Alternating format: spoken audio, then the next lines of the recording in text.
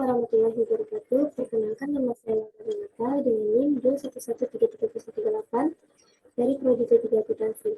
Di sini saya akan menjelaskan studi kelayakan bisnis.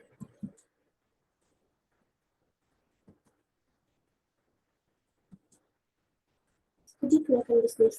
Studi kelayakan bisnis merupakan penilaian yang menyeluruh untuk keberhasilan suatu kegiatan bisnis. Keberhasilan kegiatan bisnis memiliki pengertian yang berbeda antara pihak yang berorientasi laba dan pihak yang berorientasi non-laba semata. Studi kelayakan ditujukan untuk mencapai keberhasilan dalam industrialisasi.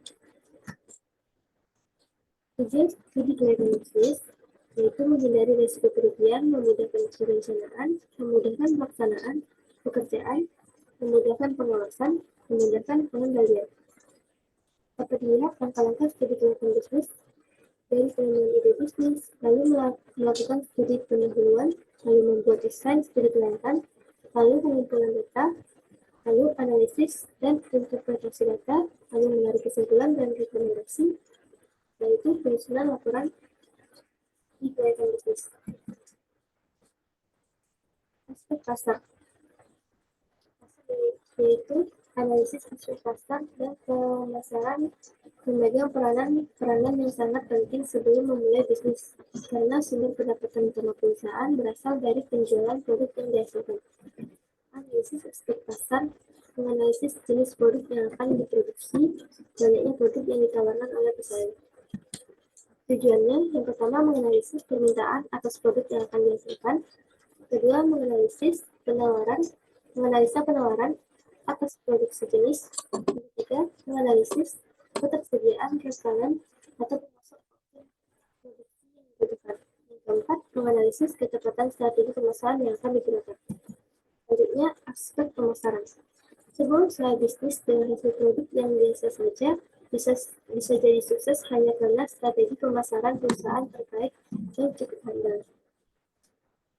Sebaliknya, sebuah usaha bisnis dengan produk yang cukup berkualitas pun tak akan mengalami penjualan yang maksimal jika tidak dilakukan upaya pemasaran yang baik terhadap para konsumen. Tujuan aspek pemasaran yaitu pemasaran untuk menginformasikan sebuah produk kepada konsumen, menjelaskan fungsi, manfaat, dan keunggulan sebuah produk usaha atau layanan, menginformasikan sebuah produk atau layanan baru kepada konsumen. Strategi bauran pemasaran.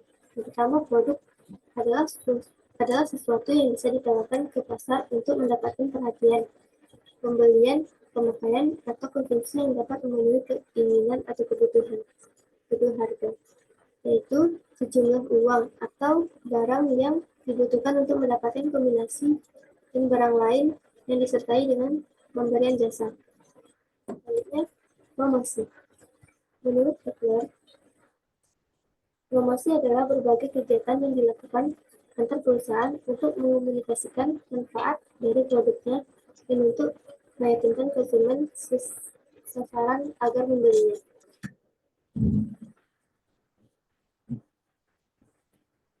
Strategi pemasaran yaitu ada segmentasi pasar, penentuan posisi pasar, strategi memasuki pasar, strategi marketing mix, lalu strategi penentuan waktu. Nantinya aspek hukum dan perizinan. Aspek hukum dan perizinan mengkaji tentang ketentuan hukum dan perizinan yang harus dipenuhi sebelum menjalankan usaha. Ketentuan hukum untuk setiap jenis usaha berbeda-beda. Oleh karena itu, pemahaman mengenai ketentuan hukum dan perizinan investasi untuk setiap daerah merupakan hal yang sangat penting untuk melakukan analisis kelayakan aspek hukum. Tujuan aspek hukum dan perizinan yaitu menganalisis legalitas usaha yang akan dijalankan, menganalisis ketepatan bentuk badan hukum dengan ide bisnis yang akan dilaksanakan, menganalisis kemampuan bisnis yang akan diusulkan dalam memenuhi persyaratan perizinan, menganalisis jaminan-jaminan yang bisa disediakan jika bisnis akan dibiayai dengan pinjaman.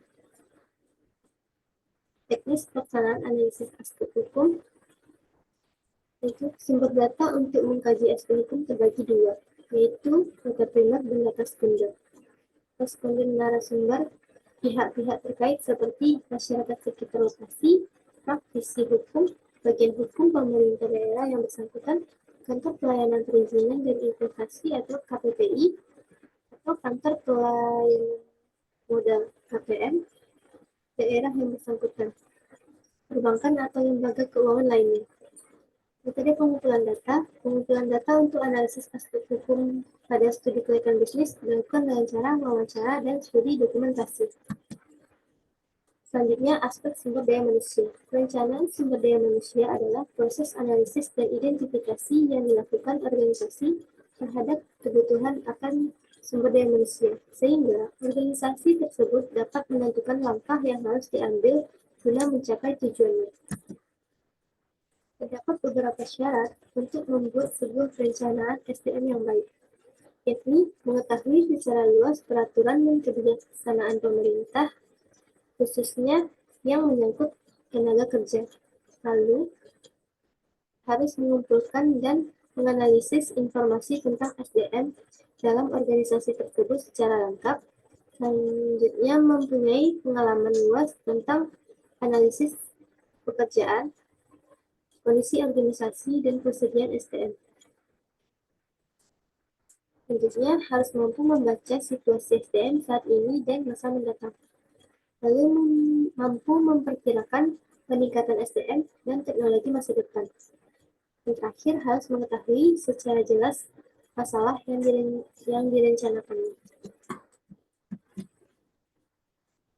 Untuk sebuah perencanaan SDM yang baik, diperlukan tahapan-tahapan atau langkah dasar yang harus ditempuh. Yang pertama, mampu menetapkan secara jelas kualitas dan kuantitas SDM. Yang kedua, mengumpulkan data dan informasi yang lengkap mengenai SDM. Tiga, mengelompokkan data dan informasi tersebut, kemudian menganalisisnya. Yang keempat, menentukan beberapa alternatif yang kira-kira sanggup ditempuh.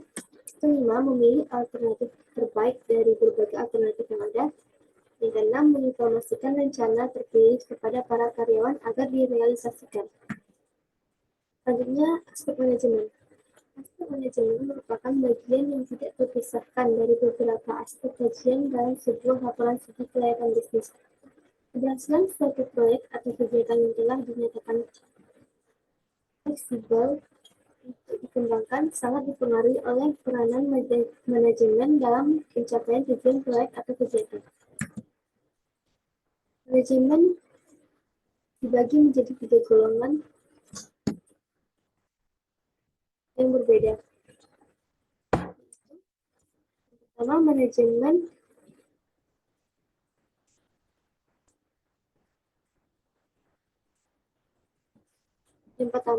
manajemen lini atau manajemen tingkat pertama, yaitu tingkatan yang paling rendah dalam suatu organisasi, di mana seorang yang bertanggung jawab atas pekerjaan orang lain, misalnya mandor atau pengawas produksi dalam suatu pabrik, pengawas teknik, suatu bagian riset, dan lain sebagainya. Yang kedua, manajemen menengah, yaitu mencakup lebih dari satu tingkat di dalam organisasi. Yang ketiga, manajemen puncak, terdiri atas kelompok yang relatif kecil yang bertanggung jawab atas manajemen keseluruhan dari organisasi.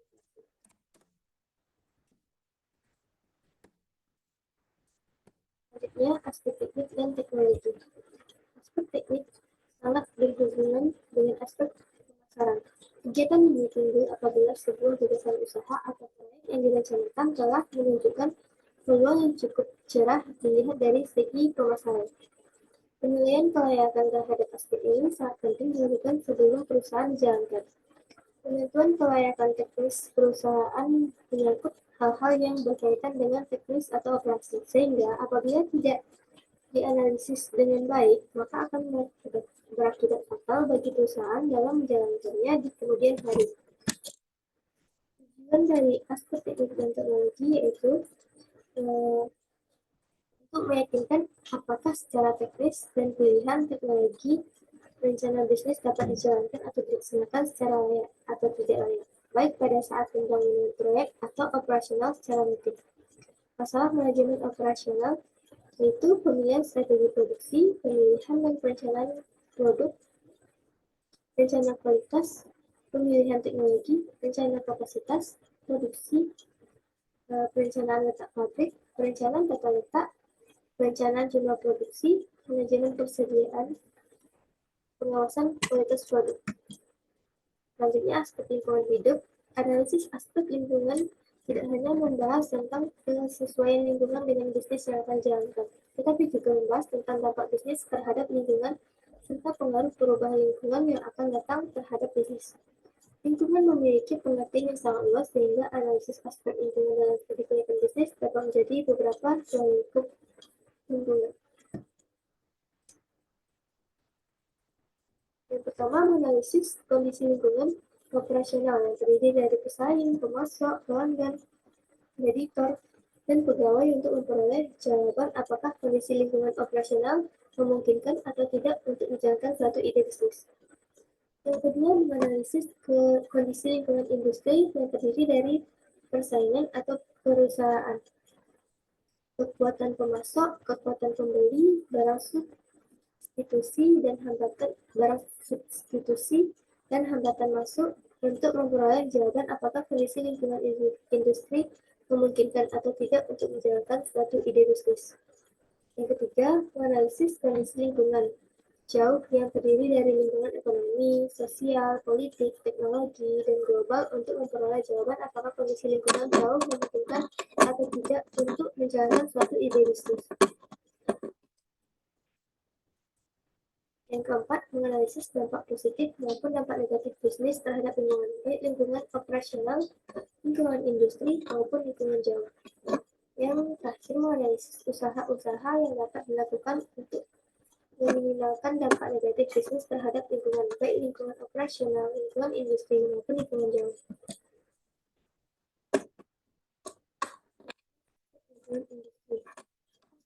Lingkungan industri lebih mengarah pada aspek persaingan di mana bisnis perusahaan berada. Akibatnya, faktor-faktor yang mempengaruhi kondisi persaingan seperti ancaman pada perusahaan dan kekuatan yang dimiliki perusahaan termasuk kondisi persaingan itu sendiri menjadi perlu untuk dianalisis guna studi kegiatan bisnis. Ada 6 aspek yang menjadi pokok bahasan, yaitu yang pertama ancaman masuk pendatang baru, persaingan sesama perusahaan di dalam industrinya, ketiga ancaman dari produk pengganti, yang keempat kekuatan tawar-menawar pembeli, yang kelima kekuatan tawar-menawar pemasok, lalu yang keenam pengaruh kekuatan stakeholder lainnya. Selanjutnya, aspek ekonomi, sosial, budaya, dan politik. Aspek ekonomi dan sosial merupakan pengaruh apa yang akan terjadi dengan adanya perusahaan, khususnya di bidang perekonomian masyarakat, tempatan, dan bidang sosial kemasyarakatan. Setiap usaha yang dijalankan akan memberikan dampak positif dan negatif bagi beberapa pihak. Dalam aspek ekonomi dan sosial yang perlu ditelaah, apakah keberadaan suatu proyek atau usaha akan memberikan manfaat secara ekonomi dan sosial kepada berbagai pihak atau sebaliknya.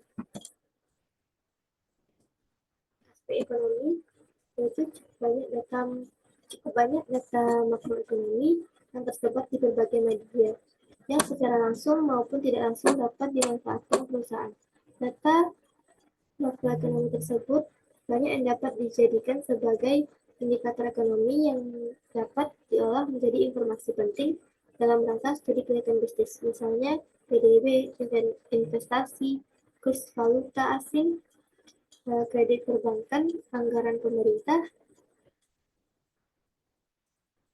pelanggaran bangunan, perdagangan luar negeri, dan neraca pembayaran. Selanjutnya, aspek sosial budaya. Tujuan utama perusahaan adalah mencari keuntungan yang sebesar-besarnya. Namun demikian, perusahaan tidak dapat hidup sendirian. Perusahaan hidup bersama-sama dengan komponen lain. Salah satu komponen lain yang dimaksud adalah lembaga sosial, sehingga dalam rangka keseimbangan tadi, hendaknya perusahaan memiliki tanggung jawab sosial. Selanjutnya, aspek politik. Adanya isu, rumor, spekulasi yang timbul akibat kondisi politik yang diciptakan pemerintah akan mempengaruhi permintaan atau penawaran suatu produk, baik itu barang maupun jasa. Dalam menganalisis kelayakan bisnis, hendaknya aspek politik perlu pula dikaji. Untuk memperkirakan bahwa situasi politik saat bisnis dibangun dan diimplementasikan tidak akan sangat tidak akan saling mengganggu sehingga kajian menjadi layak. Situasi politik dapat diketahui melalui berita-berita dan media massa. Itu yang dapat saya sampaikan. Lebih dan kurang saya mohon maaf. Assalamualaikum warahmatullahi wabarakatuh.